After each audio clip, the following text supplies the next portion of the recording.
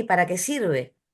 Ya tuvimos la oportunidad de decir que nos ayuda a pensar, ¿tá? Que nos ayuda a discernir, que nos ayuda con las preguntas que nos hacemos en el día a día. Y para eso hubo gente, hubo pensadores que se pusieron de lleno en estos temas y trataron de acercarnos tips, ¿sí? Para la tan ansiada felicidad, ya desde ese momento. Estamos hablando de una corriente como la de los estoicos, ¿sí? Que va desde el siglo III antes de Cristo al siglo I después de Cristo. ¿M? O sea que las necesidades y los cuestionamientos, las angustias, las alegrías, son prácticamente las mismas desde ese momento hasta ahora, por lo menos en lo esencial, en la base. ¿Tá? ¿Y quién fundó esta escuela estoica? Zenón de Sitio, ¿tá? A principios del siglo III antes de Cristo, como yo les decía.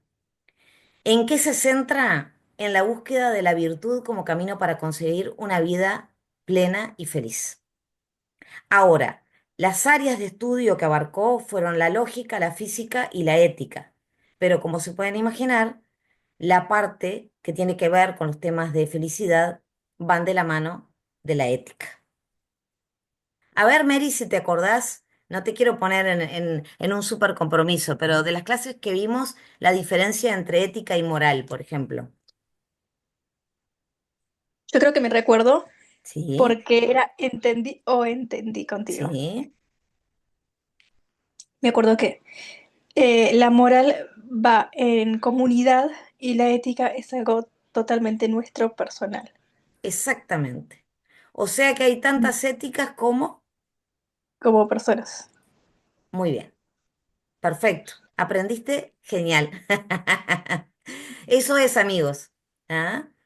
La ética es de cada uno de nosotros. La ética lo que hace es reunir los valores y costumbres de cada uno y con esa regla, con esa premisa, actuar en el día a día, ya sea en la vida cotidiana, ya sea en el trabajo, en lo que vayamos a encarar.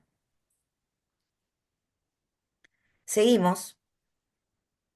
El estoicismo se centra en la búsqueda de la virtud, ¿tá? La virtud es el camino verdadero para ellos.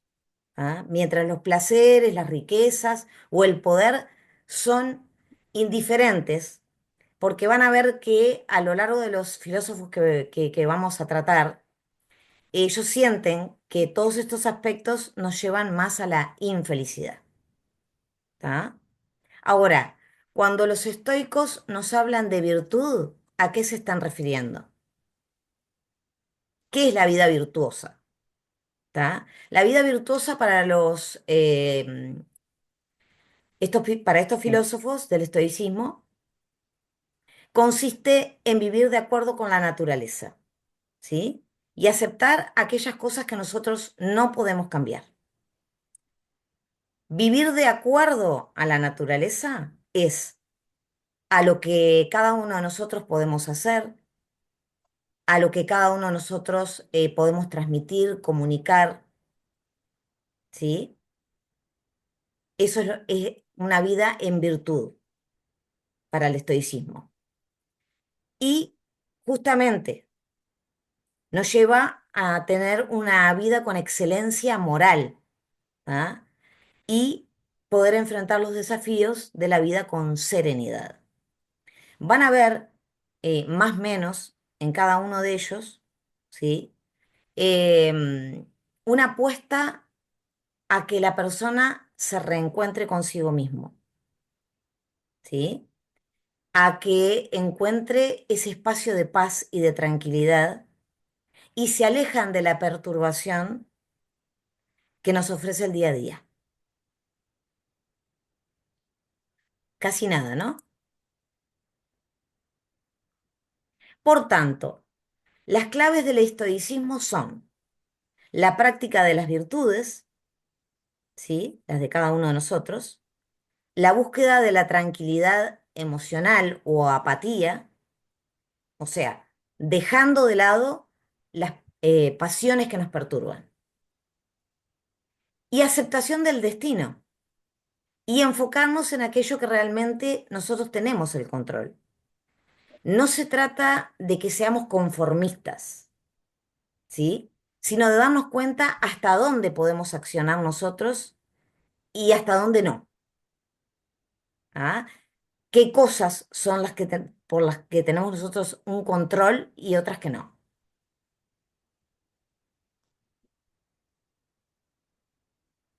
Para ellos, por tanto, la razón es indispensable. ¿M? El razonamiento es fundamental para poder acercarnos a ese estado de virtud, de paz, de tranquilidad y ser más dichosos. Otro aspecto es el coraje y la templanza. ¿Ah? Dos características fundamentales también, ¿sí? Porque sin coraje y sin templanza no salimos adelante.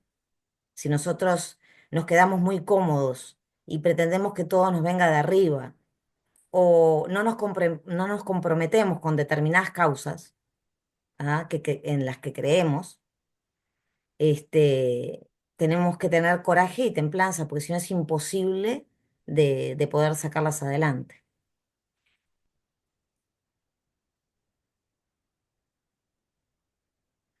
¿Cuáles son las etapas del estoicismo?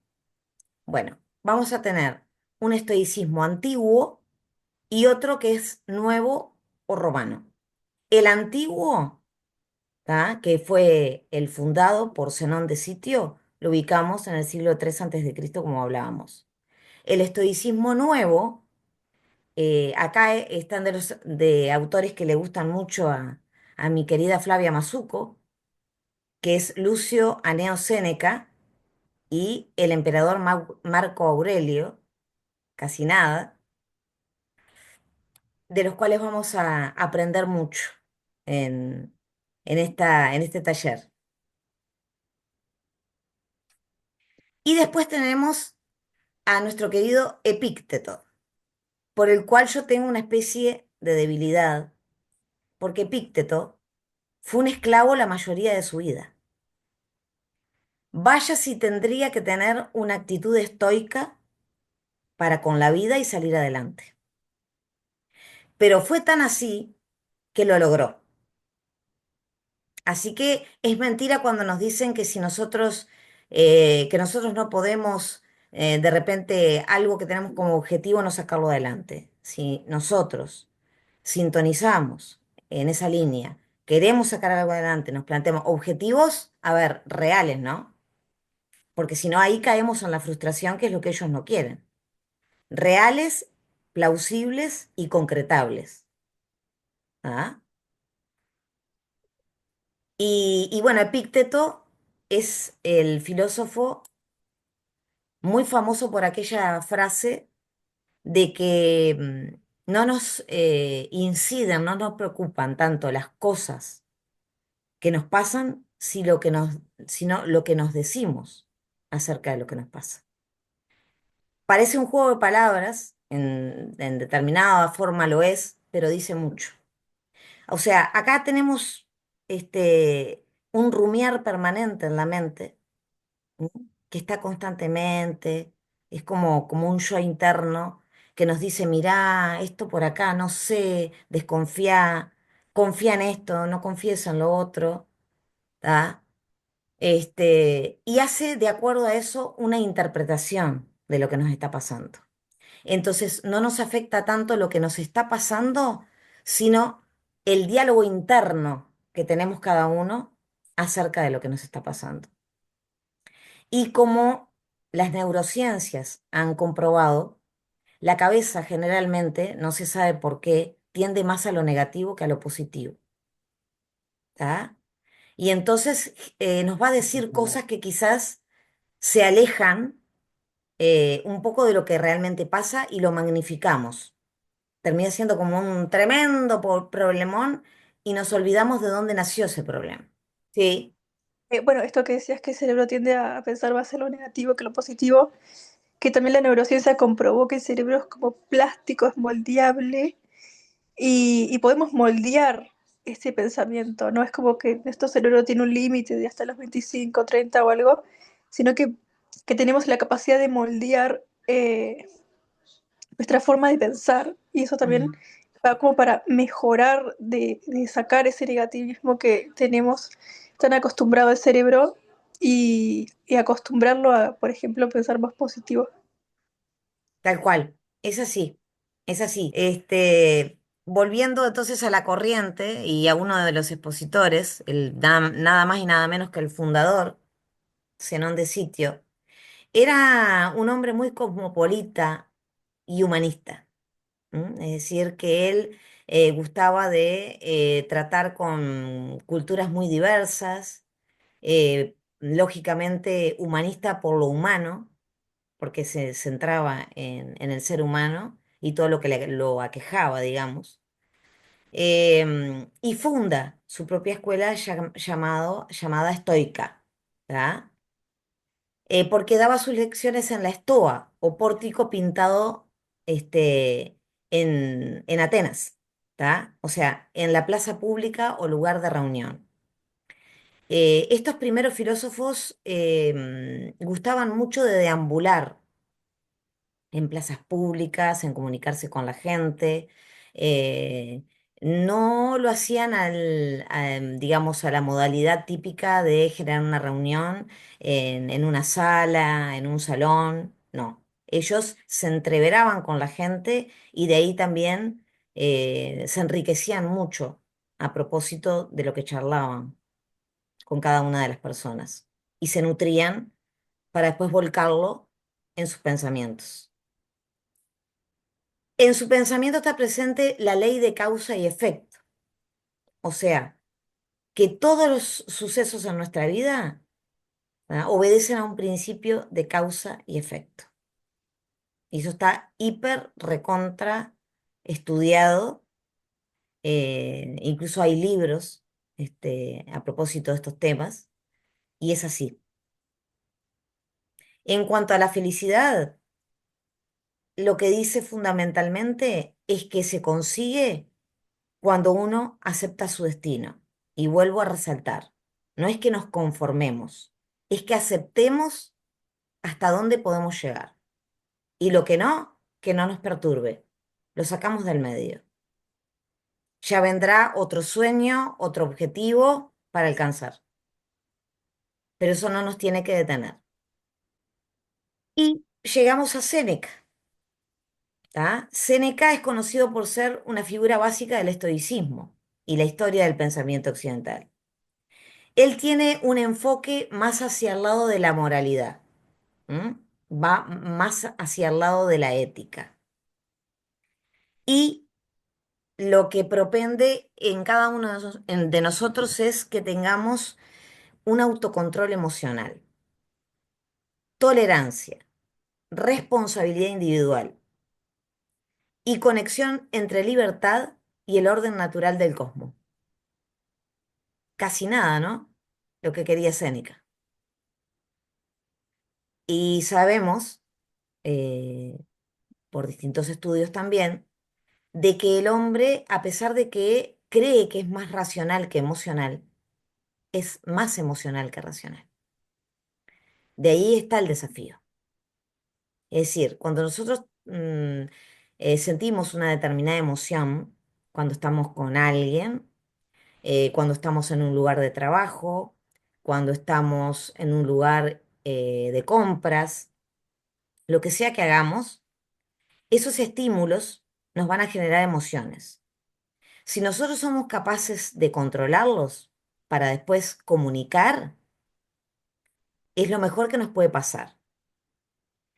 Si pisamos el palito y la emoción nos gana y no contamos hasta 10, quizás nos veremos inmersos en una situación no querida y de la cual tendremos que aprender. De ahí que Séneca plantea como fundamentales estos conceptos. El autocontrol emocional, la tolerancia, o sea, todo nos remite a que estemos más tranquilos con nosotros mismos y así expandir esa tranquilidad hacia los demás, ¿sí? Es decir, nosotros reflejamos de alguna manera hacia el otro y el otro empieza a sintonizar con nosotros. Y si logramos eso en cualquiera de los ámbitos, vamos a transcurrir todo muchísimo mejor. Nuestra vida va a ser más feliz, sin lugar a dudas. Ahora, muchas veces decimos, bárbaro, esta habla de estoicismo, bla, bla, bla, estudió esto, teórico. No, no, no, señores, llevémoslo a la práctica, dice Séneca. ¿Ah? Si no lo llevamos a la práctica, por más que tengamos la teoría, no vamos a avanzar en absoluto. Entonces, él tiene muchas obras, entre las más destacadas de la verdad, de la brevedad, perdón, de la vida, sobre la clemencia y tantas otras, trata justamente este tema, ¿sí? De llevar el autocontrol emocional, la tranquilidad, la tolerancia, ir en búsqueda de la libertad en la práctica. Y ahí es donde nos damos cuenta de fallos nuestros o fallos de los otros también. Y de repente si tenemos situaciones similares, ¿acaso vamos a poder corregirlas en el más para adelante?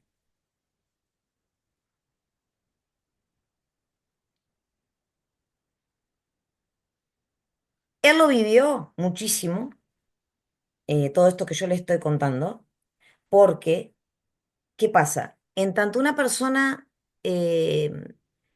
controla mejor sus emociones y está más segura de lo que transmite y cómo lo comunica y cómo le llega al otro, lamentablemente despierta uno de los, digamos, de los sentires más feos que hay, que es la envidia.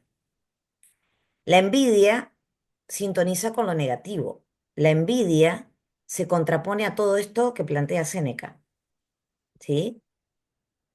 Y lamentablemente, más o menos todos lo hemos vivido en distintas circunstancias, ¿ya? Y él no escapó a ello. Pero siguió para adelante, porque él era estoico. La naturaleza está regida por la razón, ya lo vimos, eso lo comparte también con Zenón.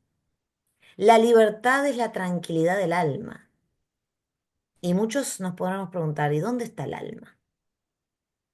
Y el alma es desde lo que podemos empatizar con el espíritu, con el yo interior, con ese diálogo interno, ¿m? Con el cual tenemos que convivir todos los días y aspirar a ser más compasivos con cada uno de nosotros y con los demás. Van a ver que eso va a ser un rédito muy a favor en la vida de cada uno y en la tarea que hace cada uno. Lo van a notar. El hombre sabio ha de mantenerse impávido ante las adversidades de la vida. Él quiere llegar a ese punto. No es fácil, no es nada fácil, porque tenemos emociones, pero las podemos controlar.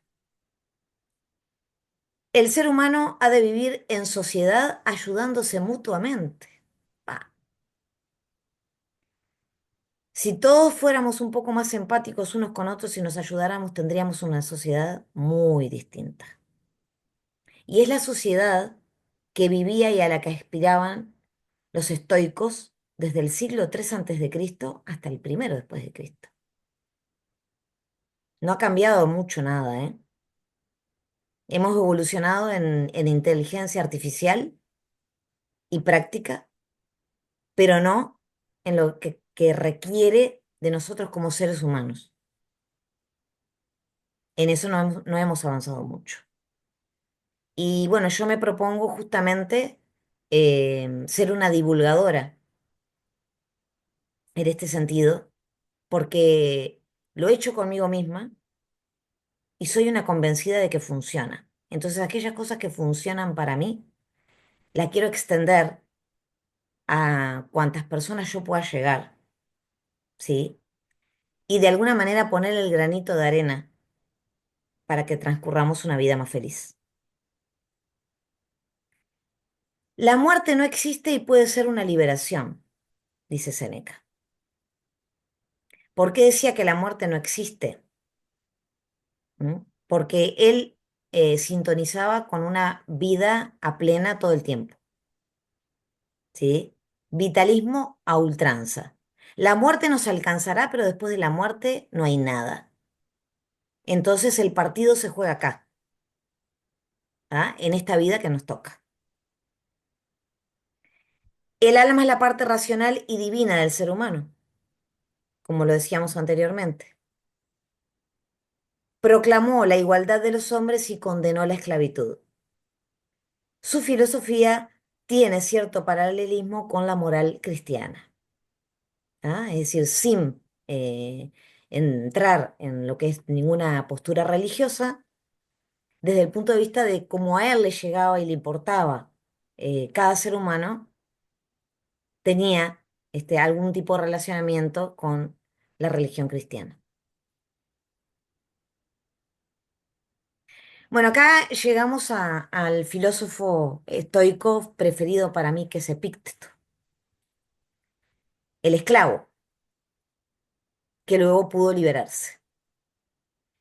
Y es uno de los filósofos más célebres de esta corriente, de gran popularidad tanto en Grecia como en Roma, y vivió casi toda su vida en estado de esclavitud, pero sí como libre pensador, tenía esos diálogos consigo mismo y los llevaba a cabo en su tarea para sus amos, ¿sí? Y entonces él podía, de esa manera, sublimar el estado de esclavitud. Era un estado de esclavitud para los otros que miraban desde afuera, pero para él no. Él estaba en plena libertad, hasta que llegaron a alinearse las dos libertades, ¿sí? La interior de él y la de los amos. ¿Por qué? Porque él logró que sintonizaran con él, con su forma de pensar, y ahí lo liberaron.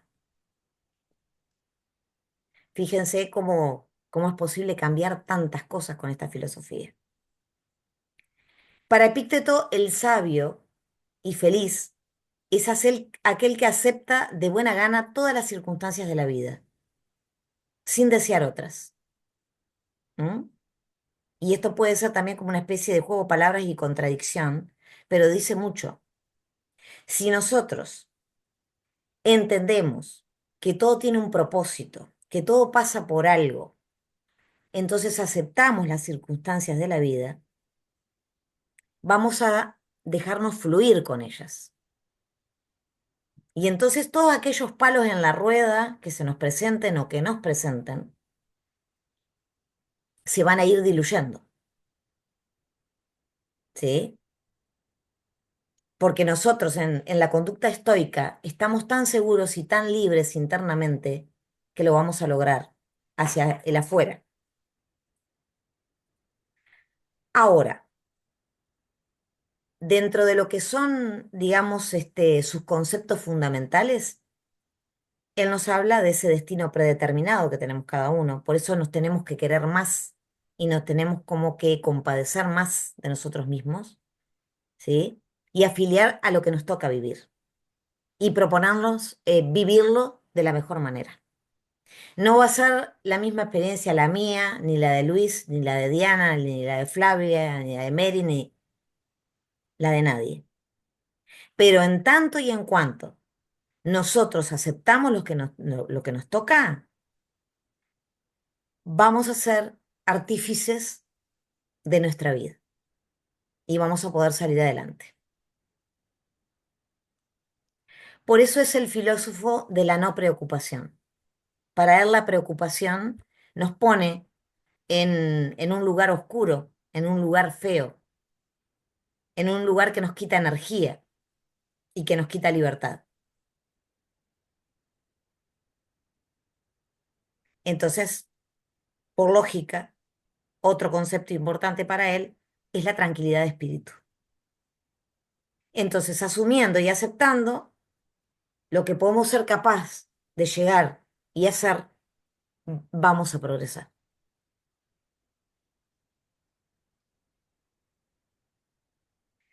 Como el mismo Epicteto afirmaba, compórtate en tu vida como en un banquete, ¿tá? Si algún plato pasa cerca de ti, cuídate mucho de la mano de la cual viene. En cambio, si te lo ofrecen, coge tu parte, ¿tá? O sea, una vez de que nosotros estamos participando de un banquete, de una reunión, ¿sí? Y si confiamos en quien nos convocó o si confiamos en otras personas que están participando de esa reunión, vamos a coger lo que nos ofrecen o no, y así sucesivamente nos va a pasar con otros momentos que estemos dialogando con algunas personas, lo vamos a dejar de hacer y vamos a darnos cuenta que vamos a entendernos más con unas personas que otras cuando estamos en una reunión. Eso pasa mucho. El hombre es gregario y cuando participa de un evento o de una reunión, ustedes se han dado cuenta que tienden a formarse como grupitos, naturalmente. La persona no se lo propone, ¿sí? Pero es como que cada cosa que sucede y que se comunica va cayendo en el lugar propicio para que eso se produzca. Entonces, si lo hacemos de una forma estoica, va a ser mejor aún. Entonces, el sabio es aquel que acepta de buena gana todas las circunstancias que la vida le trae consigo en cada momento. ¿Cuántas veces más de uno de nosotros ha dicho, pero esto yo no me lo merecía? ¿Sí? Esto no es para mí. ¿Por qué me pasa esto a mí? ¿O por qué siempre me pasan estas cosas? Bueno, hay que hacer una pausa e indagar en nuestro interior y ser sinceros con nosotros mismos, no mentirnos tampoco, porque si no, no nos vamos a poder dar cuenta. ¿Ah? Y a partir de ahí sí.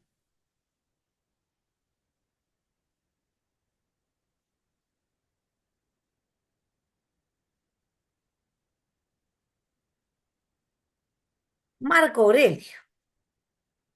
Y uno dice, Marco Aurelio, ¿ah?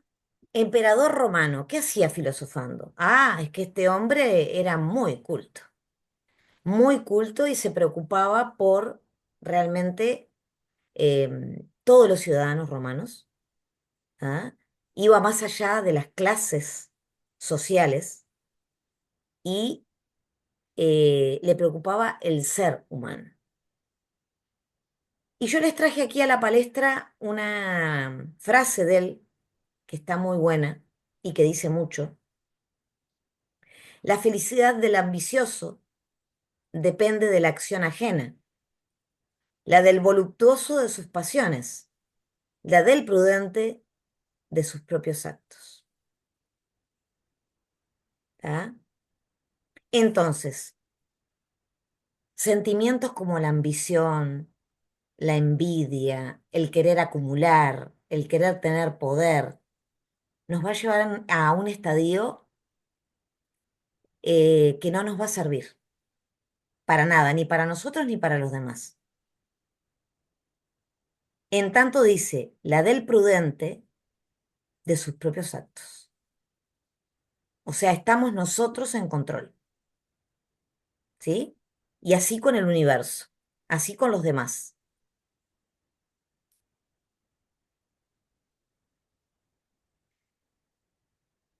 Ya lo vimos, uno de los emperadores romanos más importantes, ¿tá?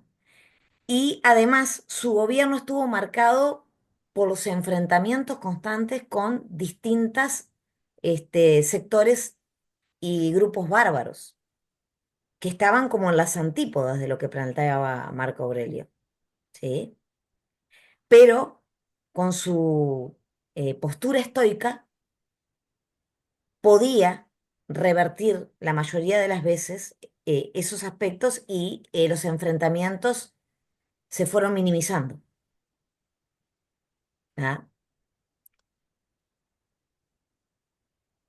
Era la época de mucho confrontamiento porque los imperios, bueno, como imperios, iban en búsqueda de tantas ciudades, tantos países y lo querían unificar, que bueno, eh, de alguna manera este hombre se dio cuenta que la cosa iba por otro lado, que no iba por pisar cabezas ni imponerse, no, iba por entender a los ciudadanos, ¿sí? Y en esa medida poder tomar las acciones políticas, ¿sí? Y llevar así su gobierno, por decirlo de algún modo, adelante. Entonces él planteaba que las pasiones de los hombres son la principal fuente de que nada funcione. Si nosotros nos llevamos netamente por la pasión, estamos fritos. La pasión tiene que ocupar el lugar adecuado desde el punto de vista de la emoción, pero no puede devorarnos a nosotros, porque ahí sí perdemos la libertad y terminamos siendo esclavos de esas emociones. ¿Tá? Entonces, bueno, desde esa época, ¿no? Los casos de corrupción, tanto en Roma como en otros imperios existentes, ¿tá? Eran causadas por estas mismas emociones negativas que yo les decía. Y él lo que propendió siempre es a revertirlas, como buen estoico que era, ¿no?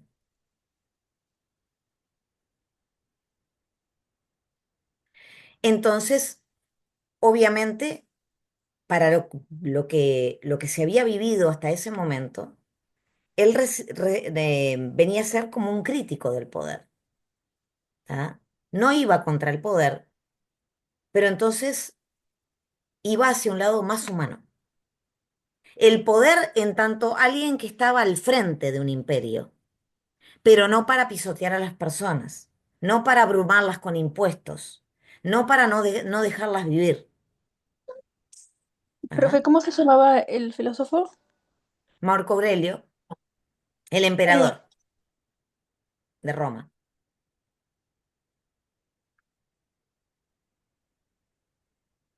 Yo igual van a tener un bonus track con todo esto que les voy a pasar, además de la grabación de la charla, les voy a pasar el PPT para que les quede como material. Bueno, su obra obviamente es completamente estoica, ¿tá? Y no creía en la vida después de la muerte, ¿tá? Ya que él decía, esto no se puede demostrar, ¿sí? Entonces, con más razón, esta vida que nos toca, con las circunstancias que nos toca, como decía Ortega y Gasset, el hombre y sus circunstancias, la tenemos que aceptar per se, desde el primer momento. Y después trabajar en nosotros mismos, en nuestro interior, para poder ser mejores personas, más libres, menos condicionadas y más felices.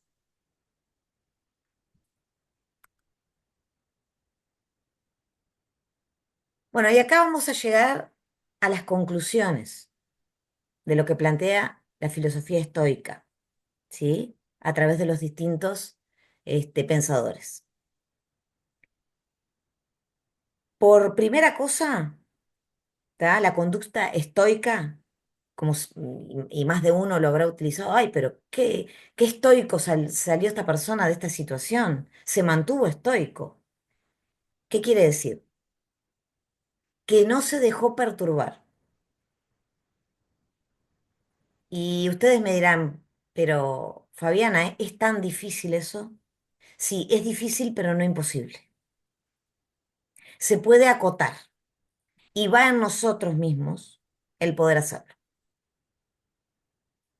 Si nosotros trabajamos nuestro interior, vamos a ser casi imperturbables. Eso no quiere decir que seamos fríos, que no se confunda una cosa con la otra.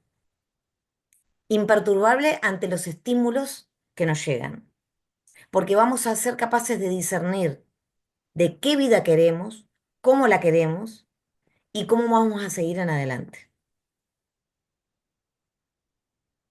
Y si nosotros además de eso lo conseguimos en base a nuestro trabajo interior, lo vamos a transmitir hacia afuera.